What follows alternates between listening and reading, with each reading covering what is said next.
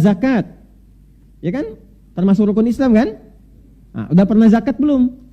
Kalau belum, bikin cita-cita. Selama hidup saya pengen zakat. Dulu orang mau kaya dengan dagang itu bukan karena ingin kayanya, supaya bisa beramal soleh dengan harta. Di tujuan kaya itu supaya bisa zakat, supaya bisa infak, supaya bisa sedekah. Bukan untuk pamer. Kalau pamer yang di jahiliyah, Pak. Jahiliyah itu bekerjanya supaya kaya buat pamer. Makanya dulu ada tempat kumpul-kumpul untuk pamer harta. Nggak tanggung, dihitung. Ya, dihitung. Makanya nanti salah satu sebab turunnya surah Al-Humazah itu karena kebiasaan ini. Ada namanya aswak, pusat hiburan. Suk Uqad, Suk Dumatul Jandal. Dan yang paling elit, paling prestisius, Anda kan lihat kalau ke Mekah, ke Masjidil Haram, di sampingnya ada bukit besar yang ada istana itu. Nah itu tempat paling elitnya, namanya Jabal Qubais.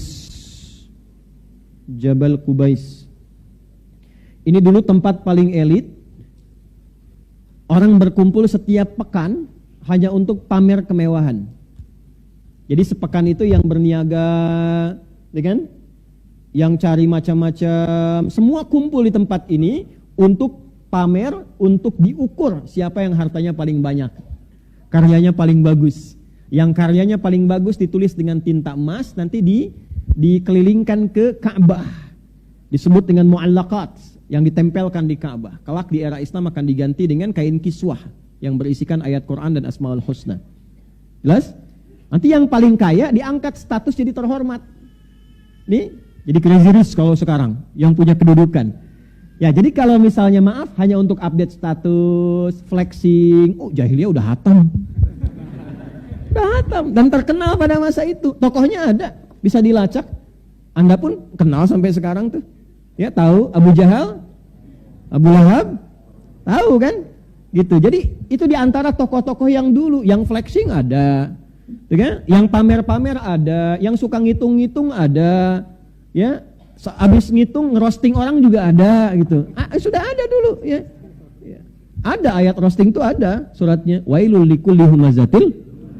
Celaka orang yang suka roasting orang lain tuh. Jangan dipotong kalimatnya. Ya, alladzi jama'a mala wa habis itu ngitung-ngitung honor, dilihat-lihat, kumpulin, hitung-hitung. Ya, ini kecenderungan kalau orang sudah banyak harta cenderung merendahkan orang yang kecil. Ya, yahsabu anna malahu akhlada, dia menduga harta itu membuat dia naik status elit dan mengekalkan eksistensinya dan sebagainya. Nah, ini kondisi ketika Islam datang, hidayah turun.